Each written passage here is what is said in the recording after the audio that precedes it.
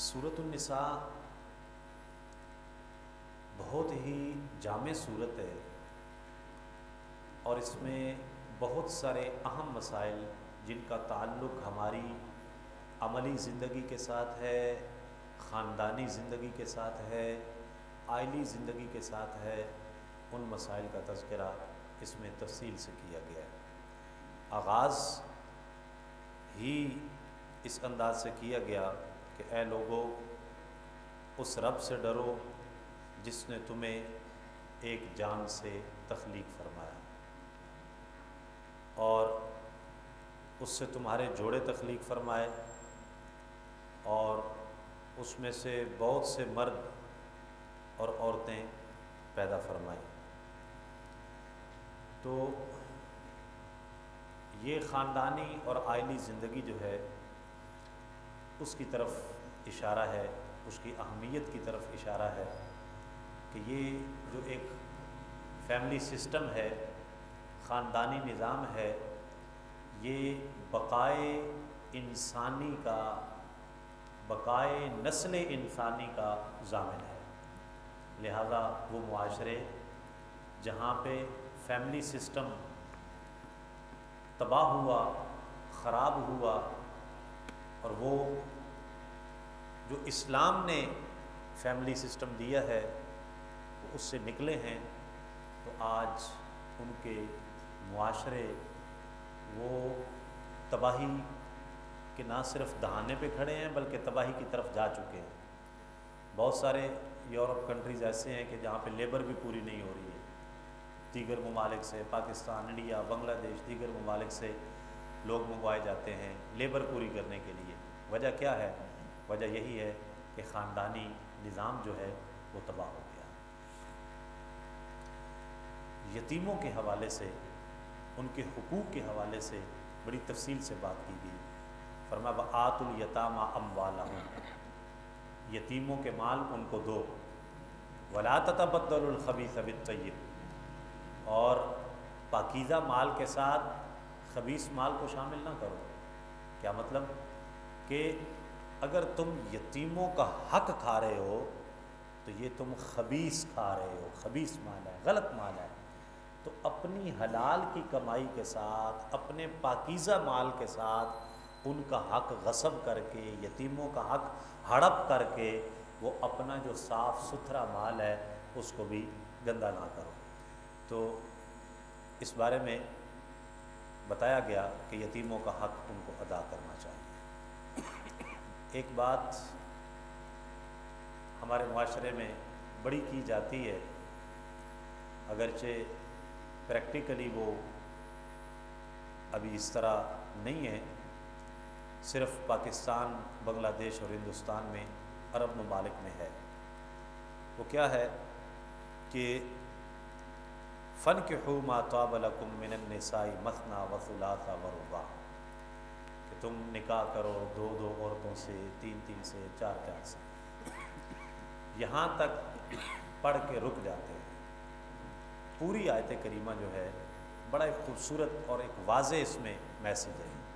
اس کا اگلا حصہ یوں ہے کہ فَإِنْ خِفْتُمْ أَلَّا تَعْدِلُوا فَوَاحِدَةً، اگر تمہیں ڈر ہو کہ تم ان دو دو یا تین تین یا چار چار عورتیں جن سے تم نے نکاح کیا ہے، صرف نکاح نہیں کرنا، ان کے درمیان عدل بھی رکھنا ہے، ان کے حقوق بھی ادا کرنے ہیں، برابری کی سطح پہ ان کو لے کے چلنا ہے۔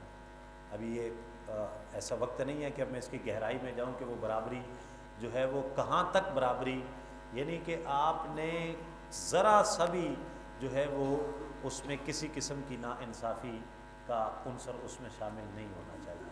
اگر آپ اتنی سخت، اتنی ہمت اور اتنی طاقت رکھتے ہیں تو پھر تو ٹھیک ہے، کریں، اور اگر نہیں تو پھر فرمایا فواحدتاً، پھر ایک ہی کافی ہے، جس کے ساتھ انصاف تو کر سکو نا، اس کے حقوق تو ادا کر سکو۔ ایک کے حقوق ادا نہیں ہو رہے، دو دو تین تین چار چار کو بھاگے ہوئے ہیں، تو یہ کوئی طریقہ نہیں ہے۔ اور آگے فرمایا او ما ملکت ایمانکم، اگر ایک کا بھی حق نہیں ادا کر سکتے تو پھر جو تمہاری لونڈیاں ہیں پھر وہی کافی ہیں۔ آج کل تو وہ سسٹم نہیں، غلامی کا اور وہ لونڈی کا سلسلہ ختم ہو گیا، لیکن ابتدائی اسلام کی یہ بات ہے۔ ذالک ادنا اللہ تعودوا، یہ بات اس سے زیادہ اچھی ہے کہ تم ناانصافی میں پڑو، ناانصافی نہیں کرنی، ہاں عدل کا دامن جو ہے اس کو مضبوطی سے تھام کے رکھنا ہے، کسی کے ساتھ ناانصافی نہ ہو، اس لیے کہ غربت کے ساتھ گزارا ہو جاتا ہے، غربت کے ساتھ گزارا ہو جاتا ہے، سوٹ دو نہیں تو ایک میں بندہ گزارا کر لیتا ہے، دیسی گھی والے پراٹھے نہیں تو ڈالڈے والے چل جاتے ہیں، ڈالڈے والے نہیں تو سادے پہ بھی گزارا ہو جاتا ہے، لیکن جہاں پہ ظلم ہو وہاں پہ سونے کے نوالے بھی کھلائے جائیں تو گزارا نہیں ہوتا، ظلم کے ساتھ گزارا نہیں ہوتا، اس لیے اسلام عدل کا حکم دیتا ہے، اور یہاں پہ بھی خاندانی نظام میں بھی عدل کا حکم دیا گیا کہ اگر تعدد ازواج کرتے بھی ہو تو اس میں عدل کا دامن جو ہے وہ ہاتھ سے نہیں چھوٹنا چاہیے۔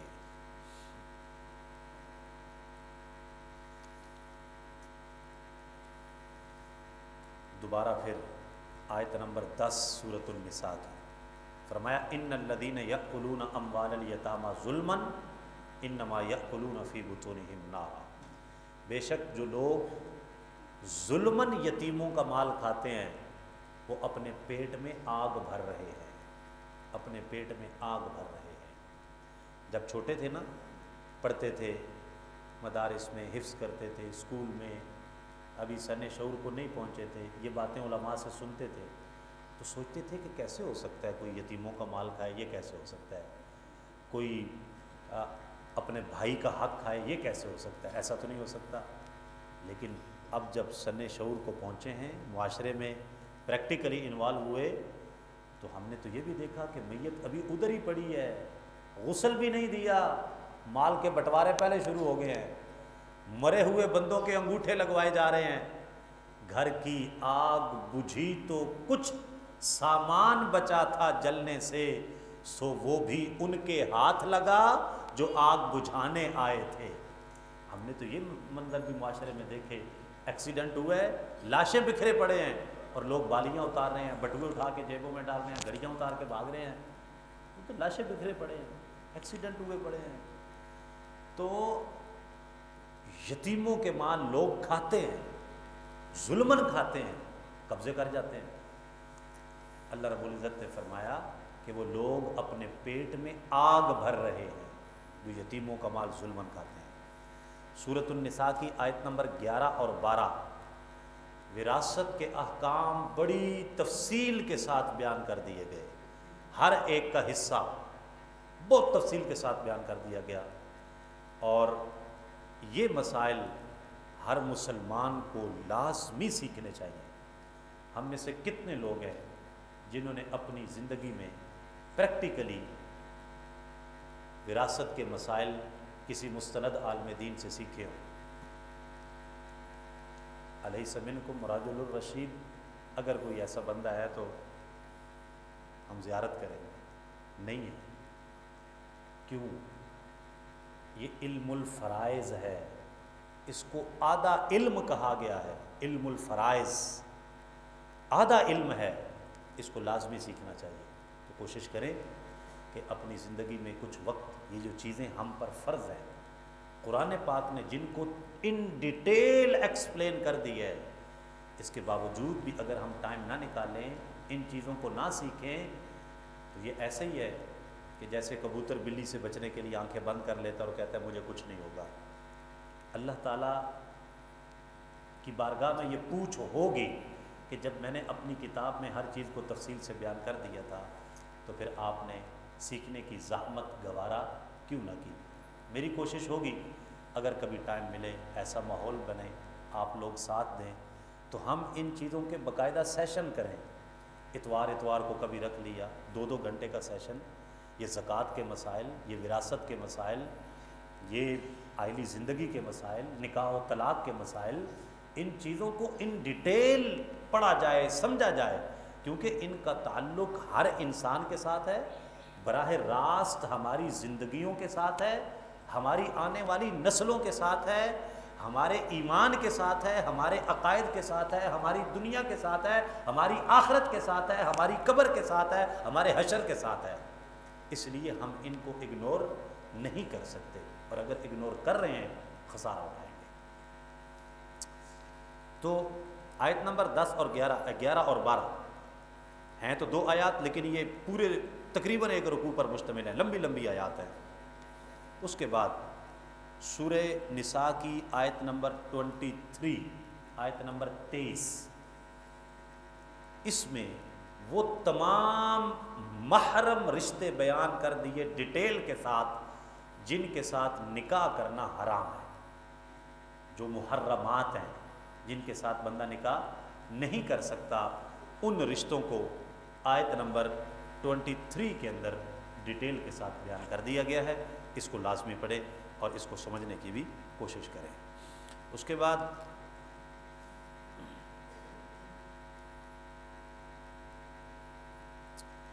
سورۃ النساء کی جو آیت نمبر 34 ہے، اس میں بتایا گیا الرجال قوامون علی النساء، مرد جو ہیں یہ عورتوں پر قوام ہیں، یعنی عورت کی نسبت مرد اعصابی طور پہ مضبوط ہوتا ہے، اسی وجہ سے معاش کی ذمہ داری مرد کے کندھوں پہ ڈالی گئی ہے۔ وعلی المولود لہ رزقہن وکسوتہن بالمعروف، بچے کا اور بچے کی ماں کا خرچہ یہ باپ کے ذمہ ہے دستور کے مطابق، اپنی بیوی اور اپنی اولاد کے اخراجات کو پورا کرنا یہ ذمہ داری مرد کے کندھوں پہ ڈالی گئی ہے، عورت کے کندھوں پہ نہیں ڈالی گئی ہے، اس لیے کہ مرد جو ہے وہ مضبوط ہوتا ہے، اعصابی طور پہ وہ مضبوط ہے، لہذا یہ اس کی ذمہ داری ہے کہ وہ ان کی جو معاشی کفالت ہے وہ یہ کرے گا، لہذا اس بارے میں بھی ہمیں ہر ایک کو غور کرنا چاہیے۔ سورۃ النساء کی آیت نمبر 36 فرمایا وَاعْبُدُوا اللَّهَ، اللہ کی عبادت کرو، وَلَا تُشْرِكُوا بِهِ شَيْئًا، اور اس کے ساتھ کسی کو شریک نہ ٹھہراؤ، شریک نہ ٹھہراؤ، وَبِالْوَالِدَيْنِ إِحْسَانًا، اور والدین کے ساتھ حسن سلوک کرو۔ ینگ جنریشن، نسل نو، mobile, social media, T V ڈرامے، فلمیں، سٹوریاں، یورپین کلچر، دیگر چیزیں، ہم اپنے یہ نوبت آ گئی ہے کہ آج پاکستانی کلچر میں بھی والدین کو اولڈ ایج ہومز میں جمع کروایا جا رہا ہے۔ ہم کس طرف جا رہے ہیں؟ یہ پڑھیں سورۃ النساء کی آیت نمبر 36 کو پڑھیں، کیا فرمایا جا رہا ہے؟ وَبِالْوَالِدَيْنِ إِحْسَانًا، والدین کے ساتھ حسن سلوک کرو، والدین کے ساتھ حسن سلوک کرو۔ والدین کے ساتھ حسن سلوک یہ ہے کہ جب وہ بڑھاپے کو پہنچے تو ان کو اولڈ ایج ہوم میں جمع کرواؤ، یہ حسن سلوک نہیں ہے۔ حسن سلوک یہ ہے کہ جب وہ بڑھاپے کو پہنچیں فلا تقل لہما اف، انہیں اف بھی نہ کہو، ولا تنہرہما، انہیں جھڑکو بھی نہ، وقل لہما قولا کریما، اور ان کے ساتھ بڑے پولائٹ لہجے میں بات کرو، واخفض لہما جناح الذل، اور ان کے سامنے عاجزی کے پر بچھا دو، بچھ جاؤ ان کے سامنے، عاجزی، انکساری، ہاتھ باندھے، نگاہیں جھکائے، ان کے سامنے ادب کی تصویر بن جاؤ، اور ان کی ضروریات کو ایسے بچوں کی طرح پورا کرو جیسے تم بچے تھے تو انہوں نے تمہاری گرمی سردی کا خیال رکھتے ہوئے اپنے منہ کے نوالے نکال کے تمہیں کھلا کے تمہیں پال پوس کے جوان کیا، اپنی خواہشات کو مار کے تمہاری خواہشات کو پورا کیا۔ آج ان کا وقت ہے تو اس کو سعادت سمجھتے ہوئے ان کی خدمت کو عبادت سمجھ کے کرو، اور ان کی خوب ان کی خدمت کرو۔ اور فرمایا وَبِذِي الْقُرْبَى، اپنے قریبی رشتہ داروں کے ساتھ حسن سلوک کرو، قریبی رشتہ داروں کے ساتھ، تو رشتہ داروں کے ساتھ تعلق داری کو قائم رکھنا، صلہ رحمی کرنا، یہ اللہ کو پسند ہے، اللہ کے نبی علیہ السلام کو پسند ہے۔ آج کل عجیب و غریب قسم کی چیزیں سوشل میڈیا پہ چل رہی ہوتی ہیں، اور ہر دوسرا بندہ فلاسفر بنا ہوا ہے، اور ہر دوسرا بندہ تجزیہ نگار بنا ہوا ہے، جس کے ہاتھ میں کیمرہ ہے اس کا اپنا تجزیہ ہے، اس کا اپنا تبصرہ ہے۔ یہ نہیں پتہ ہے کہ ہم مسلمان ہیں، ہمارا ایک اسلامی کلچر ہے، قرآن ہماری کتاب ہے، رسول اللہ کے فرامین ہمارے لیے اسوہ نور ہیں۔ ہم نے اس تناظر میں بات کرنی ہوتی ہے، ہم شتر پہ مہار نہیں ہیں کہ اونٹ چھوڑے ہوئے ہیں بس جدھر مرضی چلے جائیں۔ میں کہیں پہ کوئی کوٹیشن پڑھ رہا تھا کہ جی کتا تعلقی سے قطع تعلقی بہتر ہے، جی یہ باتیں معاشرے میں پروان چڑھائی جا رہی ہیں کہ کتا تعلقی سے قطع تعلقی بہتر ہے، یعنی اگر آپ کے رشتہ داروں کے ساتھ بن نہیں آ رہی تو آپ تعلق توڑ دیں۔ یہ کیا بات ہے؟ تعلق توڑ دیں؟ کیوں توڑ دیں؟ قرآن تعلق کو توڑنے کا نہیں، قرآن تعلق کو جوڑنے کا حکم دیتا ہے۔ رسول اللہ صلی اللہ علیہ وسلم کے فرمانے علی شان کا مفہوم ہے جو تجھ سے تعلق توڑے تو اس سے تعلق جوڑ۔ حدیث پاک کے اندر آتا ہے صلہ رحمی قیامت کے دن کھڑی ہوگی، اللہ کی بارگاہ میں سوال کرے گی، یا اللہ جس نے مجھے توڑ دیا تھا پھر اس کے ساتھ کیا ہوگا؟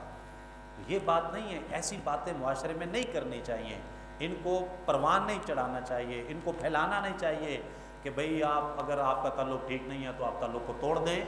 بھئی تعلق کو صحیح کرنے کے سارے طریقے قرآن نے بتائے ہیں، لکھے ہوئے اندر۔ سورۃ الحجرات پڑھ کے دیکھیں، ہر چیز وہاں پر موجود ہے، اس سورۃ النساء کے اندر بھی موجود ہے۔ اب وقت ختم ہو گیا، تفصیل کے ساتھ ہم یہ باتیں نہیں کر سکتے ہیں۔ سورۃ النساء کو آپ پڑھیں، اس میں قصر نماز کا جو حکم ہے وہ بھی یہاں پر دیا گیا۔ اور اگر کسی معاشرے میں، اگر کسی ملک میں مسلمانوں پہ ظلم ہو رہا ہو اور وہاں پہ ان کو بے گناہ قتل کیا جا رہا ہو، مارا جا رہا ہو، تو پھر سورۃ النساء میں حکم ہے وَمَا لَكُمْ لَا تُقَاتِلُونَ فِي سَبِيلِ اللَّهِ وَالْمُسْتَضْعَفِينَ مِنَ الرِّجَالِ وَالنِّسَاءِ، تمہیں کیا ہے کہ تم کیوں نہیں اللہ کی راہ میں جہاد کرتے، جبکہ اس بستی کے ضعیف اور کمزور لوگ وہ ان کو قتل کیا جا رہا ہے، ان کو مارا جا رہا ہے، اور وہ کہہ رہے ہیں یا اللہ ہمیں اس بستی سے نکال دے۔ تو جب دنیا کے کسی خطے میں مسلمانوں کے کسی گروہ پہ ظلم کیا جا رہا ہو تو اس وقت امت مسلمہ کی ذمہ داری بن جاتی ہے، یہ قرآنی ذمہ داری ہے، ان کی آفیشیل یہ ذمہ داری بن جاتی ہے کہ وہ ان کی مدد کے لیے پہنچیں اور ان کو ظالمین کے ظلم سے نجات دلائیں۔ 5ویں سپارے کی اور ہماری آج کی منزل کی آخری آیت سورۃ النساء کی آخری آیت نہیں ہے، سورۃ النساء کی آیت نمبر 147 ہے، آج کی منزل کی آخری آیت ہے۔ بڑی خوبصورت ہے، بڑی لذت ہے، بڑا سکون ہے، بڑا سرور ہے اگر بندہ غور کرے۔ ایک لائن کی آیت ہے لیکن بڑا سرور ہے۔ فرمایا ما یفعل اللہ بعذابکم، اللہ تمہیں عذاب دے کے کیا کرے گا؟ آپ ذرا اس آیت کی لذت کو محسوس کریں۔ ما یفعل اللہ بعذابکم، اللہ تمہیں عذاب دے کے کیا کرے گا؟ اللہ کو شوق ہے تمہیں عذاب دینے کا، تو اللہ کے تم بندے ہو، وہ تمہارا معبود ہے، وہ خدا ہے۔ ما یفعل اللہ بعذابکم ان شکرتم وآمنتم، اگر تم شکر گزار بندے بن جاؤ، اگر تم پکے ایمان والے بن جاؤ تو اللہ تمہیں عذاب دے کے کیا کرے گا؟ اللہ کو شوق نہیں ہے اپنے بندوں کو عذاب دینے کا۔ وَكَانَ اللَّهُ شَاكِرًا عَلِيمًا، اللہ تو بڑا ہی صلہ دینے والا اور علیم ہے، جاننے والا ہے۔ تم اللہ تعالیٰ فرماتا ہے تم ایک ادنا سی بھی نیکی کرو گے نا، ادنا سی بھی نیکی، فَمَن يَعْمَلْ مِثْقَالَ ذَرَّةٍ خَيْرًا يَرَهُ، جو ایک ذرہ برابر بھی نیکی کرے گا نا، قیامت والے دن اس کے سامنے رکھ دی جائے گی، بھیا تم نے یہ نیکی کی تھی، اس کا چلو تمہیں صلہ دے دو۔ پھر ایک نہیں 10 گنا بڑھا کے، 20 گنا بڑھا کے، 100 700 گنا بڑھا کے اس نیکی کا صلہ دیا جائے گا۔ ہم ہی بھاگ بھاگ کے جہنم کی طرف جاتے ہیں، اس یہاں سے کبھی ہم نے کنارہ نہ کیا، پر تو نے بھی دل آزردہ ہمارا نہ کیا، ہم نے تو بہت کی جہنم کی تدبیر مگر تیری رحمت نے گوارا نہ کیا۔ ما یفعل اللہ بعذابکم ان شکرتم وآمنتم وکان اللہ شاکرا علیما۔ اللہ تعالیٰ مجھے آپ کو عمل کی توفیق عطا فرمائے۔ سبحان ذی الملک والملک